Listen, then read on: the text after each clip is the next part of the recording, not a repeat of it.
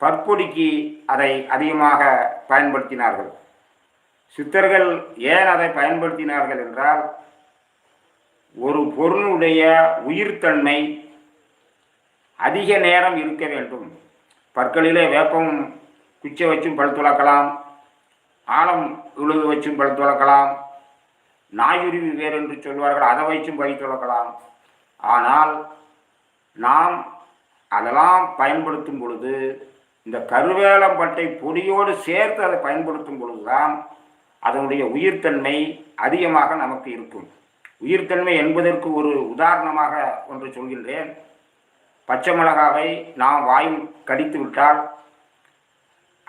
அந்த பச்சை மிளகாவை கடித்த பின்பு அதை வாயிலிருந்து எடுத்து வீசிய பின்பும் நமது வாயில் எரிப்புத்தன்மை அதிகமாக இருக்கும். ஆனால் பச்சை மிளகா வாயில் இருக்காது. அதே நேரம் நாம் எவ்வளவுக்கு அழுத்தமாக கடித்திருக்கின்றோமோ அவ்வளவு நேரம் அதனுடைய எரிப்புத்தன்மை இருக்கும். இதுதான் அந்த பச்சை மிளகாய் இருக்கக்கூடிய உயிர்த்தன்மை.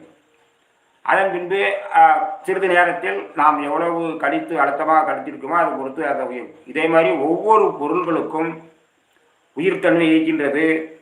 ஆனால் இந்த கருவேலம்பட்டை பொடி